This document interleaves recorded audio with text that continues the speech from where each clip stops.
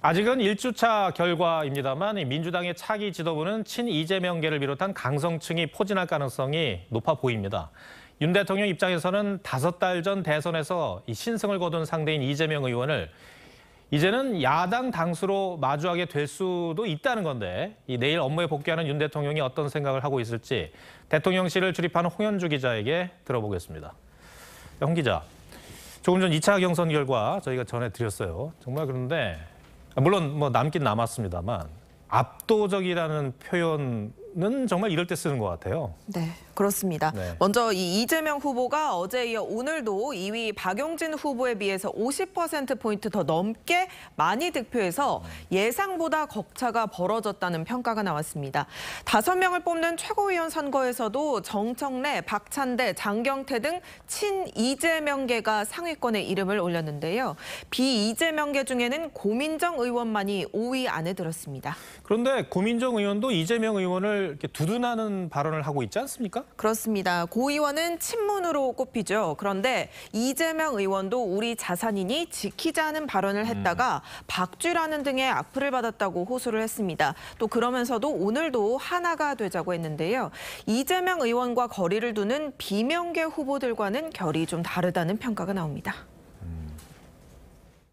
친명, 반명으로 나눠 마치 사상검증하듯 서로를 대하는 현재. 특정인 줄 서지 않고는 안 된다. 최고위원 될 수 없다. 정말 그렇습니까?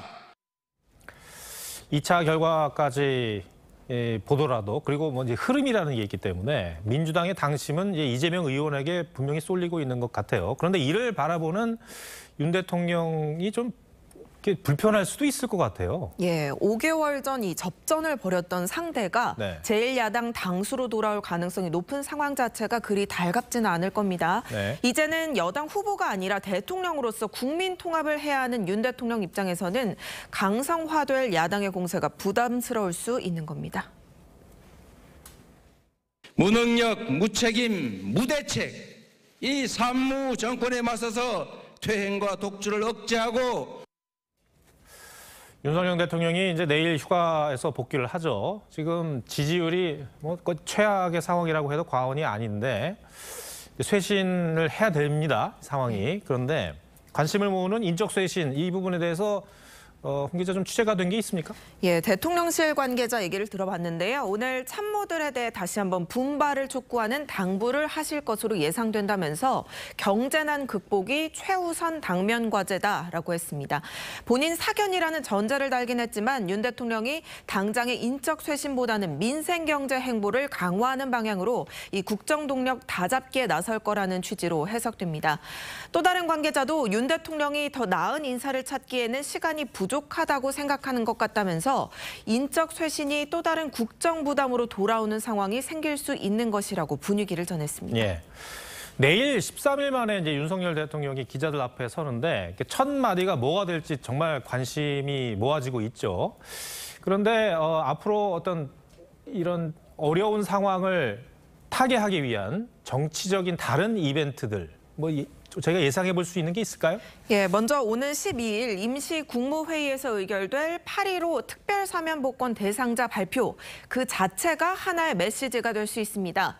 광복절에는 용산청사에서 경축식을 하는데 취임사에서 강조했던 자유를 이 경축사에서 또 한 번 구체화할 거란 관측이 나옵니다.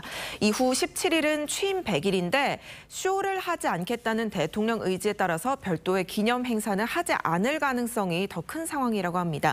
이외에도 이번 달 윤 대통령은 일주일에 한두 번 지방을 찾아서 비상경제 민생회의를 주재하는 민생행보를 강화할 방침인 것으로 전해집니다. 서민 경제가 무너지면 국가 경제의 기본이 무너지는 것입니다.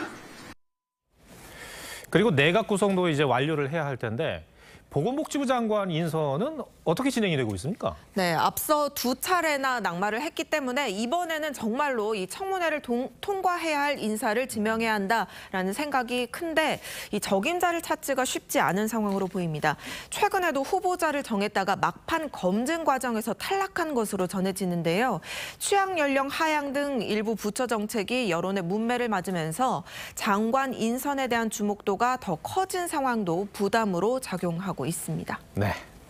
또 인사의 리스크가 터진다면 정말 감당하기 어려운 상황이 올 수도 있을 것 같아요. 네. 홍 기자, 잘 들었습니다.